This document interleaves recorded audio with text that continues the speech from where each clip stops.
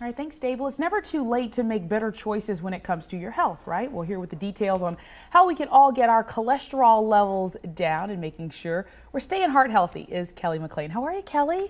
Good morning. And you run a clinic at MUSC that's dedicated solely to cholesterol, correct? I do. I help run our Alzheimer's prevention clinic, cardiovascular prevention clinic, where we focus on heart health, looking at risk factors and individualizing care to people that are at risk for heart disease. Okay, well, we hear about cholesterol a lot, especially these days when we live in a society that's obese and we're just trying to deal with how to lose weight, get heart healthy, all these great things. But the question really is for a lot of us, what is cholesterol? A lot of us don't even know what we're trying to run from. Right. Well, our bodies do need a little bit of cholesterol to build the cell walls of our cells, so we need it to function.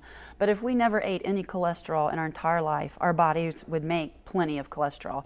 We've got about 70 to 75% of cholesterol being made by our liver, and the rest comes from the food we eat. So our body handles the cholesterol. You know, if you think you have to eat cholesterol, that's silly. Our bodies make plenty of it. Right. Well, that said, Kelly, we need to make sure that people understand cholesterol doesn't have a face. So despite popular belief, you don't have to be overweight to have high cholesterol, which could be even more dangerous, I would say. Correct. Yeah, it's a silent disease, like hypertension or high blood pressure. Right. You don't know you have it unless you get it checked out.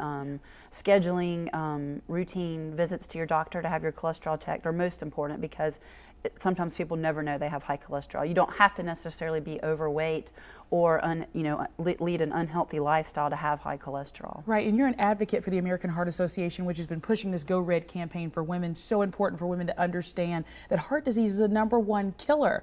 I mean, literally, this is over any cancer or anything like that. So we want to make sure, because cholesterol, you were saying, is also an indicator of heart disease if you have high cholesterol. It is, specifically the LDL cholesterol. It's deemed the bad cholesterol, and high numbers can lay down plaque in the artery walls, which in turn leads to heart attack and stroke.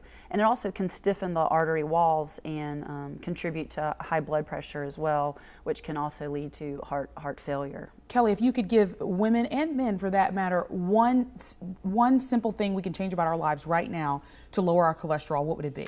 To get active. Okay. Get active. Exercise is one of the best things you can do.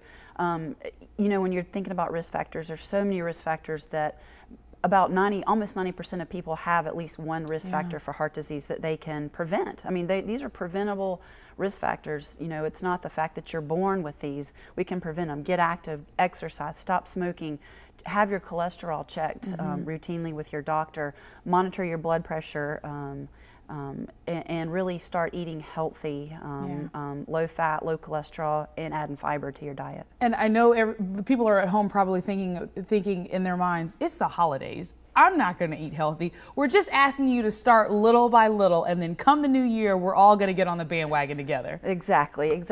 Moderation, you know, and if you know you're going to a party and you're going to be eating a lot of snacks and hors d'oeuvres, counteract it with exercise. The next day, you know, walk an extra 30 minutes, or, you know, whatever you do for exercise, make sure it's something you enjoy so that you can continue to do it and it's not just a fad exercise program. Well, Kelly McLean of MUSC, thank you so very much for being with us today. We do appreciate it. Thanks, appreciate it.